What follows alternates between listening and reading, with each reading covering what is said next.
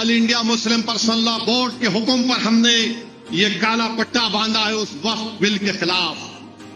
नरेंद्र मोदी इस वक्फ बिल के जरिए हमारे सीनों पर गोली चला रहे हैं। रमजान के आखिरी जुमा यानी जुमातुल विदा के मौके पर शुक्रवार को देश की सभी मस्जिदों में नमाजियों की भीड़ उमड़ पड़ी। हर मस्जिद में आए हुए नमाजियों में एक खास चीज देखने को मिली, वो थी सभी नमाजियों की बाजू पर बंधी काली पट्टी। बंतारा की जामा मस्जिद हो या दिल्ली की जामा मस्जिद या फिर हैदराबाद की चारमीनार मस्जिद, सभी जगह नमाजियों ने वक्फ बिल के खिलाफ मुतहद दिखे। दरअसल all India Muslim personal law board ने आह्वान किया था कि मस्जिदों में अलविदा जुमे की नमाज पढ़ने आने वाले सभी नमाजी अपने बाजू पर काली पट्टी बांधकर वक्फ बिल के खिलाफ नाराजगी जाहिर करें। हुआ भी ऐसा ही, मुल्क की हर मस्जिदों में नमाजी बाजुओं पर काली पट्टी बांधकर पहुंचे। बिहार के औरंगाबाद जिला के बंतारा गांव में भी यही नजारा दिखा। गांव की जामा मस्जिद में नमाज पढ़ने आए नमाजियों ने बाजू पर काली पट्टी बांध रखी थी। लोगों ने वक्फ बिल के खिलाफ कड़ा विरोध जताया। कश्मीर से कन्याकुमारी तक मुस्लिम समुदाय के लोगों ने अपने हाथों में काली पट्टी बांधकर नमाज अदा की और वक्फ संशोधन बिल 2024 के खिलाफ शांतिपूर्ण विरोध दर्ज कराया।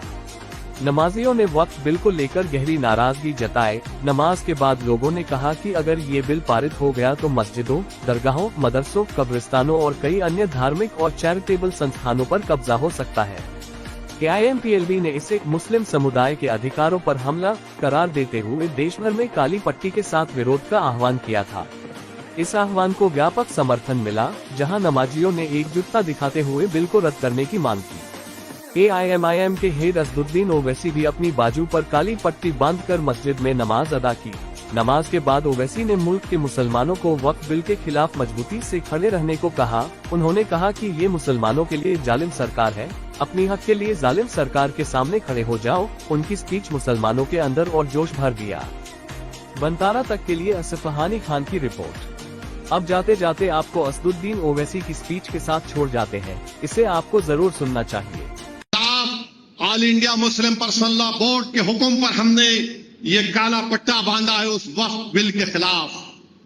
नरेंद्र मोदी इस वक्फ बिल के जरिए हमारे सीनों पर गोली चला रहे हैं, हमारे सीने पर गोली चला रहे हैं, हमारे ईमान पर गोली चला रहे हैं, हमारे मस्जिदों पर गोली चला रहे हैं, हमारे दरगाहों और खानकाहों पर गोली चला रहे हैं। आप बताओ, जब हमारे हिंदू धर्म के मंदिरों में सिर्फ हिंदू मेंबर बन सकता है, तो फिर वक्फ बोर्ड में एक गैर मुस्लिम कैसे बन सकता है, बताइए आप। जब गुरुद्वारा सिखों में खाली सिख मेंबर बन सकता है, तो कैसे यहां पर एक गैर मुस्लिम को मेंबर बनाएंगे। जब अगर कोई मंदिर की प्रॉपर्टी पर 12 साल से भी काबिज है, सिखों की गुरुद्वारा की जमीन पर अगर कोई 12 साल से काबिज है, ईसाइयों के गिरजा घर की जमीन पर कोई 12 साल से काबिज है, तो वो मालिक नहीं बनता। मेरे अल्लाह के नाम पर दी हुई जमीन पर अगर कोई 12 साल से काबिज है, तो मोदी कह रहे हैं कि अल्लाह मालिक नहीं होगा, वो काबिज मालिक हो जाएगा। आप बताइए कौन सा इंसाफ है ये? कलेक्टर को पावर क्यों दे रहे हैं?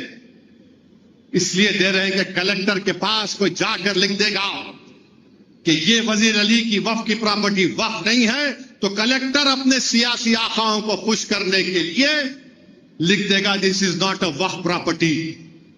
दरगाहों पर जाकर कह देंगे वक्फ की प्रॉपर्टी नहीं है।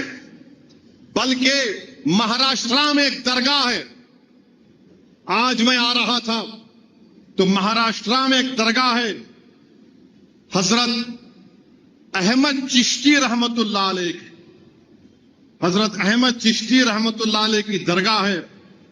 150 साल पुरानी दरगाह है। कितनी पुरानी दरगाह है? 150 साल। यह है रूहीवी एक इलाका है, हजरत अहमद चिश्ती रहमतुल्लाह अलैह की दरगाह, 150-200 साल पुरानी दरगाह। वहां पर ये संघ परिवार के लोग, कोई छत्रपति शिवाजी के पुतले पर कोई कालिक डाल दिया, कौन डाला नहीं मालूम, दरगाह शरीफ में घुसकर गुंबद से उसके झंडे को निकालकर अपना झंडा लगा दिया और बोल रहे हैं कि यहां पर क्या है, भुवासल देव महाराज की मंदिर थी। ये कर रहे हैं। और ये बीजेपी वाले बोलते नहीं नहीं ओवैसी भटका रहा है, ओवैसी भड़काऊ भाषण दे रहा है। अरे ये हुआ नहीं हुआ बताओ मेरे को। पार्लियामेंट के सामने एक मस्जिद है, पार्लियामेंट के सामने है। किसकी मस्जिद है? वो गवर्नमेंट बोलती हमारी मस्जिद है, दिल्ली वक्फ बोर्ड बोलता हमारी है। कल कलेक्टर को पावर मिलेगा तो कलेक्टर पागल है, मोदी के खिलाफ जाएगा कलेक्टर लिख के दे देगा this is not a waqf property, ये गवर्नमेंट प्रॉपर्टी। गई आपकी मस्जिद। उस बिल में एक प्रोविजन है कि अगर कोई भी जायदाद पे उस बिल में एक प्रोविजन है कि अगर कोई भी जायदाद पे लिख दिए कलेक्टर को ये वक्फ नहीं है, तो कलेक्टर अगर इंक्वायरी ऑर्डर कर दिया तो जब तक इंक्वायरी मुकम्मल नहीं होती वो वक्फ की प्रॉपर्टी नहीं रहेगी। अरे भाई, जो हिंदू धर्म में है, जो सिख धर्म में है, वो हमको भी दो ना। जब उनके लिए अच्छा है तो हम हमारे लिए खराब कैसे हो जा रहा हूं वो बताओ। तो मकसद एक ही है कि जायदादों को हासिल कर लिया जाए। इवैक्यू प्रॉपर्टी है। जो लोग पड़ोसी मुल्क को जाने से पहले वक्फ को जमीन दे दिए, हरियाणा में लाखों एकड़, हजारों एकड़ वक्फ की प्रॉपर्टी है, उससे पैसे आते। इवैक्यू प्रॉपर्टी का सेक्शन उड़ा दिया आप, सेक्शन ही उड़ा दिया इवैक्यू प्रॉपर्टी का। बताओ फिर कौन सा आप काम करने जा रहे हैं? आपकी नीयत एक ही है कि मुसलमानों से उनकी जायदादों को छीन लिया जाए। यह इनका हिंदुत्व का एजेंडा है कि हम अपनी शरीयत पे ना चल सके, अपने मजहब पे ना चल सके। हम हुकूमत से कह रहे हैं कि आप आइन के खिलाफ एक कानून बनाना चाहते हैं जो आर्टिकल 14, 15, 26, 29 का वायलेशन है। हमारा कल्चर का हिस्सा है वक्फ। आप कैसे हमसे छीनेंगे? तो ये बीजेपी की हुकूमत करना चाहती है। और सुनने में आ रहा है कि शायद पहली या दूसरी तारीख को बिल लाया जाएगा। ये ऐसा काला कानून है जिससे हमारी वक्फ की जायदादें खत्म हो जाएंगी। मुझे मालूम है कि मेरी तकरीर के बाद आज सब लोग चीखा मारेंगे, फिर से असद ओवैसी ने ये कह दिया, वो कह दिया। अरे अगर तुम्हारे टीवी स्टूडियो को जो नोएडा में अगर कोई बोल दिया कि ये तुम्हारा नहीं है, गवर्नमेंट का, तुम क्या करोगे? चुड़िया पहन के बैठ जाओगे और तुम ये समझ रहे कि हम खामोश बैठ जाएंगे?